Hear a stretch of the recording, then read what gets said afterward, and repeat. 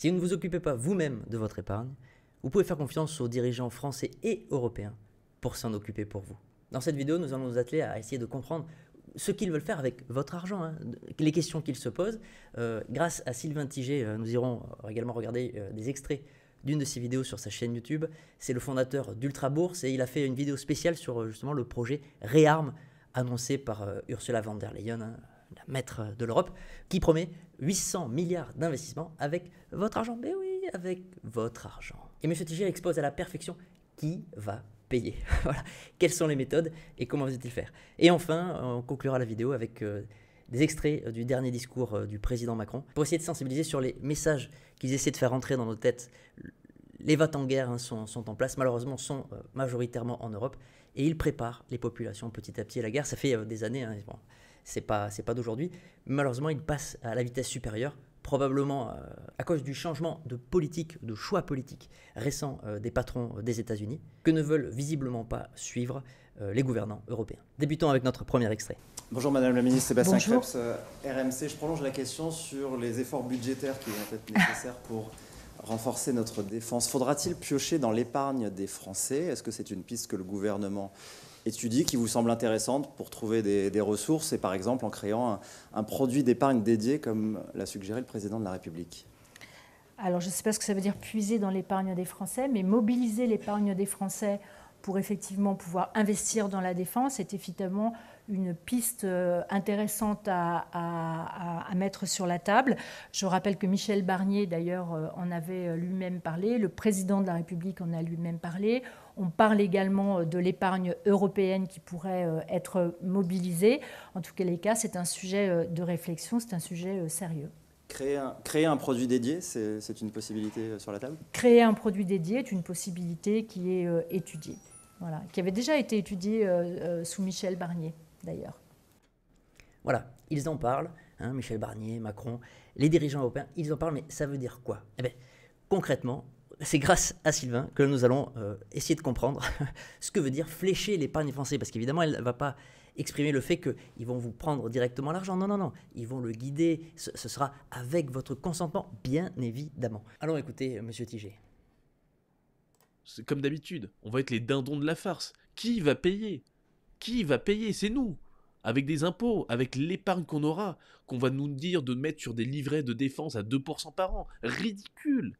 Mais les gens qui feront ça seront ridicules. Oui, Slava-Ukraini, je finance la paix en Europe de l'Est. Couillon, va. Tu vas mettre ton argent sur un livret de défense qui va te payer 2% pour engraisser des industriels allemands. C'est tout ce qui va se passer. C'est ridicule. Donc, on va passer au bilan et au chiffrage économique de tout ça, parce que c'est ça le plus important. C'est combien ça va nous coûter, comme si on avait les moyens en plus de faire ce genre de bêtises. Et de s'adonner à ce genre de stupidité. Donc je vous ai mis ici le PIB de la France, grosso modo, en 2023, 3000 milliards. Ok, super.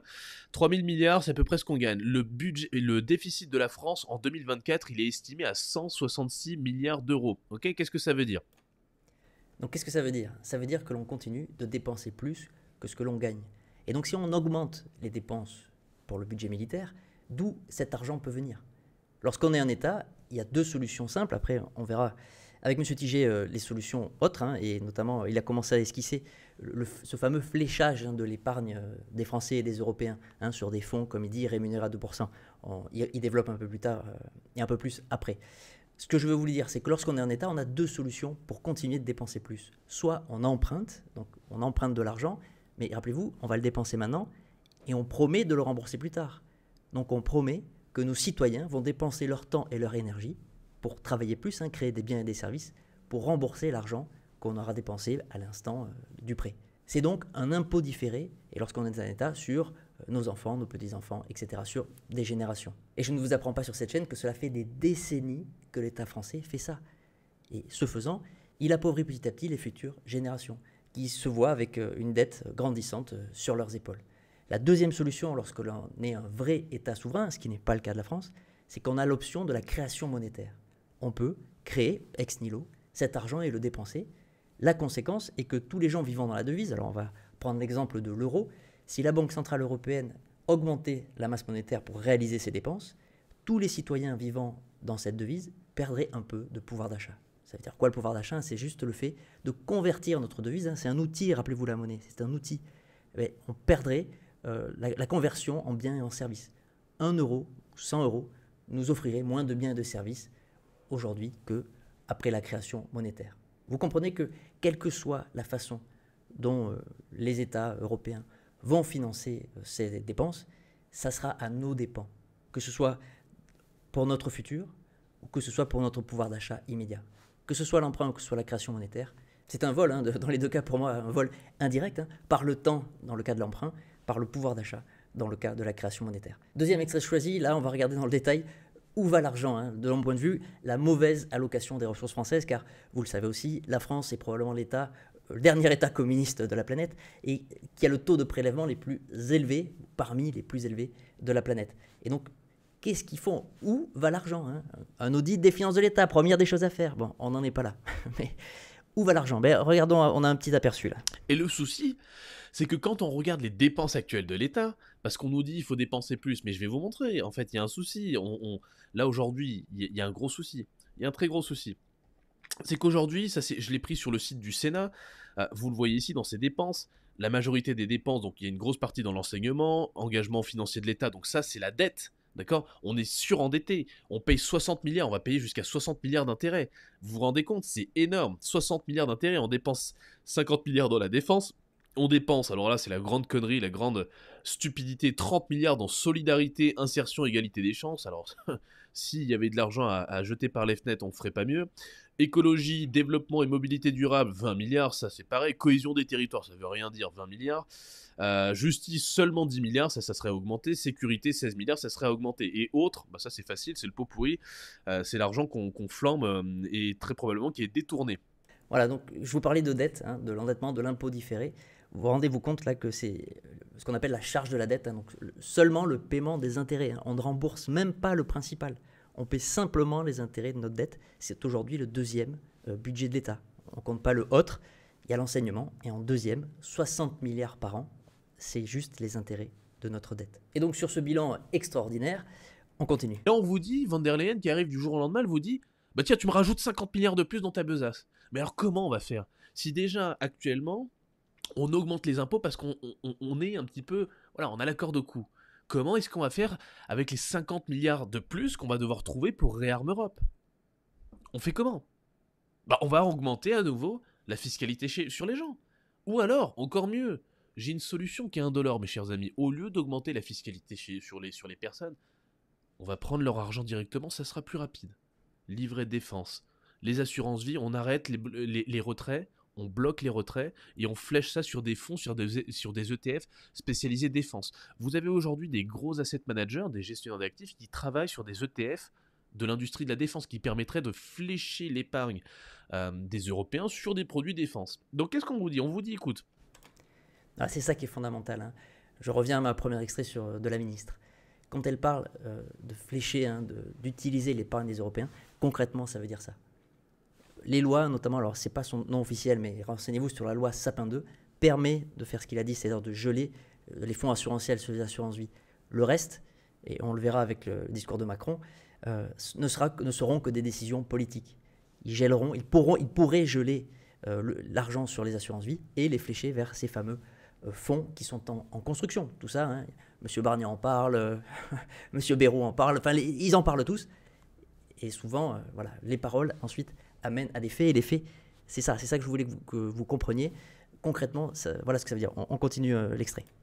Pour financer ces 50 milliards de plus, je vais te taxer un peu plus qu'avant. Et en plus de ça, maintenant, l'argent que tu as mis de côté ne soit pas un traître, soit un patriote. Donne-le nous. Donne-le nous. On te donne 2%, loulou. On te donne 2%. Et ensuite, nous, on va faire joujou avec, on va engraisser les copains, on va sûrement prendre des rétrocommissions dans tous les sens, puisque c'est toujours une affaire de pognon, c'est toujours une affaire de business. D'accord? Si vous avez compris ça, vous comprenez comment le monde fonctionne. Ça n'est qu'une question de business et d'argent. Toujours. D'accord? Il n'y a pas d'idéologie, rien de tout ça. Il est hors de question d'aller sauver l'Ukraine, ils en ont rien à branler. Là, l'idée, c'est de faire du pognon. Ils l'ont fait avec le Covid, ils le referont avec Réarm Europe. Donc moi, j'ai envie de vous dire une chose. Si vous avez aujourd'hui des fonds toujours sur des assurances vie, sur des produits, machin, des trucs, posez-vous les bonnes questions. Je pense qu'il est plus que jamais temps de vous débancariser. Si vous ne l'avez pas fait, eh ben que Dieu soit avec vous. parce que c'est tout ce qui vous restera. Ça et les 2% d'intérêt qu'ils daigneront bien vous donner, vous l'aurez compris, ok? Donc voilà les loulous, je n'aurais pas dit mieux. Il est essentiel que vous vous formiez et que vous appreniez à gérer vous-même votre épargne. Alors que ce soit avec Monsieur Tiget, avec son projet Ultra Bourse, les liens de cette vidéo seront en commentaire, ou avec moi, je viens de lancer un accompagnement personnalisé pour aider justement les personnes à devenir autonomes avec leur épargne en utilisant la finance décentralisée. Si ça vous intéresse, le lien est également en description. On continue. Nous allons conclure cette vidéo avec le président Macron et je vais essayer de vous expliquer le projet de fédéralisme. Ils avancent vers la fédéralisation de l'Europe à marche forcée, que vous le vouliez ou non, que ce soit votre projet ou non. Plusieurs décisions seront prises que la France proposait depuis plusieurs années. Les États membres pourront accroître leurs dépenses militaires sans que cela soit pris en compte dans leur déficit. Des financements communs massifs seront décidés pour acheter et produire sur le sol européen. Donc déjà, sans que ce soit pris en compte dans le déficit, qui le prend en compte? Qui autorise ou fixe les règles? C'est dans le cadre, au niveau du cadre européen. La Commission autorise les États membres à faire de 3% de déficit. S'ils s'accordent tous ensemble pour augmenter collectivement les dépenses, on en vient aux deux choix précédents. Soit on emprunte, et donc on fera payer aux générations futures nos dépenses actuelles, soit on crée la monnaie. Alors, la Banque Centrale Européenne existe et elle a déjà créé de la monnaie. Mais la dette européenne, on n'a pas vraiment encore fait. Alors, normalement, c'est interdit par les traités. Alors, ils ont déjà fait un ou deux crochets. Mais là, de façon officielle, ce dont ils vous parlent, sans vous le dire directement, c'est la mutualisation des dettes au niveau européen. C'est la construction, je vous ai dit, la marche forcée de cette fédéralisation européenne sous prétexte de guerre. Voilà, sous prétexte de risque guerrier, comme si la Russie allait arriver à Paris, alors qu'on voit bien qu'elle a du mal à avancer déjà en Ukraine. C'est déjà assez difficile. Donc, qui peut croire sérieusement que Paris est en danger? Non, sérieusement. Rappelez-vous que normalement, le projet européen, c'était la paix, la croissance économique, le bonheur.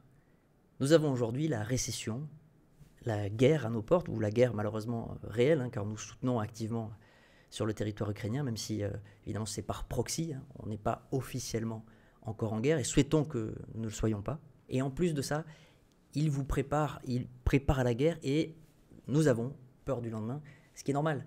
Donc du bonheur, on a peur du lendemain. Et c'est par nos choix, c'est par nos choix politiques. Après, on peut construire un méchant, vous pouvez faire ce que vous voulez, mais d'autres pays ne se sont pas engagés dans ce conflit. Nous avons choisi d'y aller. Vous voyez que les États-Unis ont pu changer d'avis, changer de politique. Peut-être, nous le pourrions également. Deuxième extrait. Nous aurons doublé le budget de nos armées en presque 10 ans. Mais compte tenu de l'évolution des menaces, de cette accélération que je viens de décrire, nous aurons à faire de nouveaux choix budgétaires et des investissements supplémentaires qui sont désormais devenus indispensables. J'ai demandé au gouvernement d'y travailler le plus vite possible. Ce seront de nouveaux investissements qui exigent de mobiliser des financements privés. Ça, c'est votre épargne. Vous voyez que même lui, sa langue fourche. Hein. Je continue. Mais aussi des financements publics, sans que les impôts ne soient augmentés. Pour cela, il faudra des réformes, des choix, du courage. Donc comment peut-on dépenser plus avec de l'argent public, donc qui provient des impôts, sans augmenter les impôts, alors que l'on est déjà en déficit? Je vous ai déjà donné les réponses. L'endettement ou la création monétaire. Je ne reviens pas sur les conséquences, là, vous commencez à les comprendre. Dernier extrait choisi. Notre génération ne touchera plus les dividendes de la paix. Il ne tient qu'à nous que nos enfants récoltent demain les dividendes de nos engagements. Alors le problème, c'est qu'il n'a pas d'enfant. Et moi, j'en ai. Et ce qui me dérange, c'est qu'il annonce face caméra que, en gros, la paix est finie. Encore une fois, j'en reviens à la psychologie. Vous savez bien que j'aime la psychologie sur les marchés. Les marchés ne sont faits que de psychologie. L'humain, de toute façon, c'est le réseau. Il nous prépare à la guerre. Il prépare le peuple français à l'éventualité d'une guerre prolongée. Mais la réalité, c'est qu'il cherche à se sauver. Il cherche à tous ces Européens convaincus, je parle de la Commission, de cette construction supra-étatique qu'est l'Union européenne. Je ne parle pas de l'Europe. L'Europe ne disparaîtra pas, l'Europe continent. Mais la construction politique que nous avons faite, il cherche à se sauver, et il cherche à se sauver par tous les moyens, y compris la guerre. Il est essentiel que les gens le comprennent le plus vite possible. Il est essentiel de changer de politique le plus rapidement possible. Et je sais bien que mon pouvoir de communication n'est pas énorme, même si nous grandissons petit à petit. Nous avons dépassé les 850 abonnés. Je vous en remercie d'ailleurs. Si vous avez aimé ce contenu, je sais, j'adapte, hein, je fais des tests. Hein. Et ma magnifique miniature, la dernière, elle est belle aussi. Hein. N'hésitez pas à claquer le pouce, à prendre soin de vous. Et je vous dis à très vite. Ciao.